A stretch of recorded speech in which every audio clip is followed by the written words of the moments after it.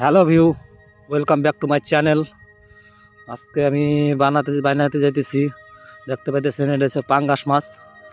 পাঙ্গাস মাছ আমি আজকে আপনাকে দেখামো কী করে এটা বানাই। এটা কিন্তু আমি কড়াই ছাড়া বানাবো, তো যার জন্য আগেই আমি লাকড়ি পোড়াই নিতেছি। এটার কয়লা লাগবো, তো এটারে আমি সুন্দর করে ধুয়ে নিছি।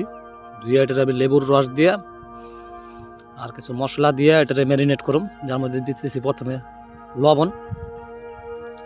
লবণ দিমু এখানে হচ্ছে তোমার গোলমরিচের গুঁড়া, এগুলো দিয়া এটা আমি ম্যারিনেট করে নিই। আর এটা পিসটা কিন্তু মোটা মোটা রাখতে লাগবো। এটা অনেকটা হলো সেকে রান্নাটা করুম আমি। রেসিপিটা খুবই একদম ইজি রান্না করা, বেশি বাসনপত্র দরকার নাই, একদম শর্টকাট রান্না করা। আপনাকে আমি দেখাইতেছি, সঙ্গে থাকেন আপনারা কী কী করে রান্নাটা করি দেখেন। এটার মধ্যে আমি কিছুটা আদা, রসুন আর কাঁচা লঙ্কা, পরে দিলাম কাশ্মীরি লঙ্কার গুঁড়া, ফিশ কারি মশলা দিয়ে দিছি। আর একটু আমি হলো কাশ্মীরি লঙ্কার গুঁড়া দিয়ে দিই এটার মধ্যে। দিব কিছুটা এটার মধ্যে হলুদ দিয়ে এটাতে ভালো করে ম্যারিনেট করুন। সঙ্গে থাকেন আপনারা। মশলাটা আমি এটা একটা গোল তৈরি করে নিই। একদমই শর্টকাট বন্ধুরা, আর খুবই টেস্ট খাইতে। অবশ্যই আপনারা ট্রাই করবেন। ট্রাই না করলে কিন্তু অনেক বড় একটা জিনিস মিস করে ফেলাইবেন আপনারা। তো চলেন শুরু করা যাক।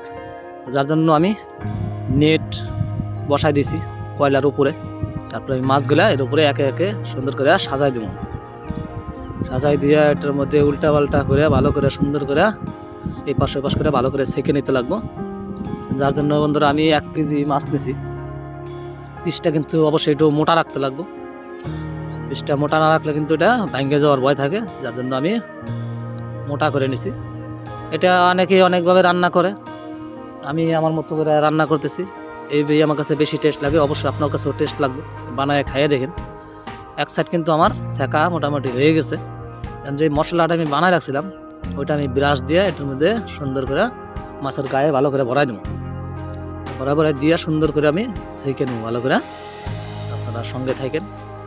একদমই খুবই ইজি, খুবই সিম্পল রান্নাটা করা।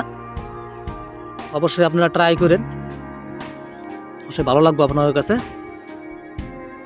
দেখতে পাইতেছেন সুন্দর, কিন্তু এটা আমি এই পাশে করে ভালো করে সেঁকে নিতেছি।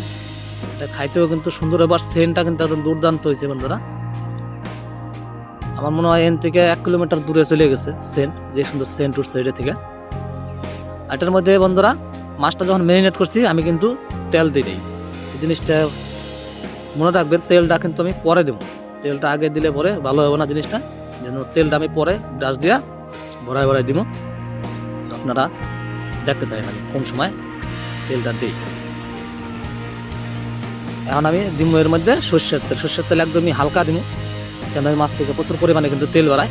সেই জন্য সর্ষের তেল আমি একদমই হালকা দিব।